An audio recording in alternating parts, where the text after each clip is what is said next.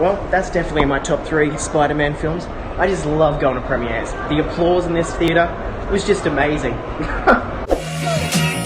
Hey guys, Jake Mellor here, and thanks for checking out my spoiler-free review of Spider-Man Far From Home. So firstly, I thought I'd try something new with the intro, give you a little 5-second clip of me immediately out of the cinemas, just giving my first thoughts. So let me know down in the comments what you thought about it. So Spider-Man Far From Home is a sequel to Spider-Man Homecoming. It's also a sequel to Avengers Endgame, and Kevin Feige was right, it really is the cap end of the whole Marvel Infinity War saga, as well as I'd say a launching pad for Marvel Phase 4. Okay, so let's make this quick. What did I think about it? I thought it was great. I had an absolute blast. It's one of those movies that really give you a good feeling in your belly. If you like the high school breakfast club kind of things, they double down in this. If you like the comedy in the Marvel films, this is one of the funnier Marvel films. And the action was great. I can't really go into it at all because, you know, spoilers, so I've got to keep this vague, but the action was incredible. And you can really see in this film how they've progressed Peter's skills throughout the different Marvel films. I mean, as Nick Fury says, "Bitch, please, you've been to space." Yeah, he has, and he's seen some stuff, and he's learned from it. And what people sometimes forget is, Peter Parker is really smart, and they show this in the film. And there's a lot of supporting characters in this film, but just like a puzzle,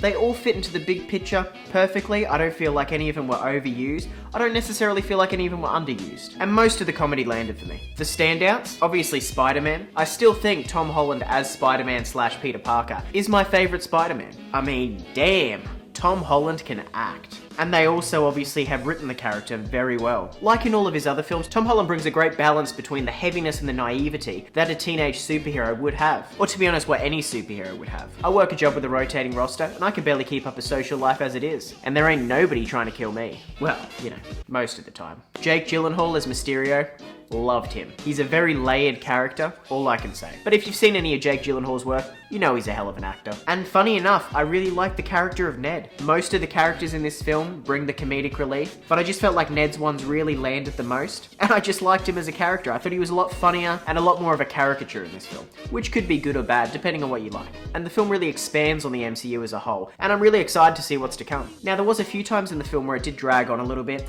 I thought they really could have tightened it up, but to be honest, overall, it was a fast-paced film. Now that I look back on it, they had a lot of plot and a lot of thread ends they were trying to complete here. And to be honest, they pulled it off. Now, the important part. There's 2 post-credit scenes in this film, so make sure you stay to the very end. I'm not going to give away anything about them, but oh damn, I was actually messaging my friend. After you see the first one, you've got a bit of time with the credits rolling, and let me state for the record, don't be on your phone during the movie. It's one of the few pet hates I do have. But when the credits are rolling, the lights have already come up, I think it's okay. And so as the first post-credit scene happened, I just had to message my mate straight away, who's seeing the film at the end of the day, just saying, holy crap dude, you gotta see this movie ASAP. This post-credit scene will blow you away. And then the second post-credit scene happened. And holy crap dude, you thought the first post-credit scene was insane? Wait till you see the second one. So I guess bottom line is, 2 post-credit scenes, stay for them both. And we'll talk about it when my spoiler review comes out. So I'd say this film's definitely in my top 10 MCU films. I'm gonna have to see it a second time before I do the spoiler review, and to see where I'm gonna rank it in the MCU as a whole, and in the Spider-Man films. But I think it's definitely in the top 3 Spider-Man films for me, top 10 MCU films. It's a great film. I just need a bit of time to breathe and process the film. I left the cinema with questions answered, and I also left the cinema with new questions that need to be answered. As I said, I'm gonna be doing rankings for all the films, I'm gonna be doing a spoiler review, so if you're new here and you haven't yet, consider hitting that subscribe button just down below. And if you're one of my subscribers that are returning, thanks for being here. As always, thanks for coming back and watching. If you like what you saw, leave a like down below, really appreciate it, and comment down below your thoughts on the movie, spoiler free of course. Thanks so much again for watching guys, and as always, work hard and be lucky.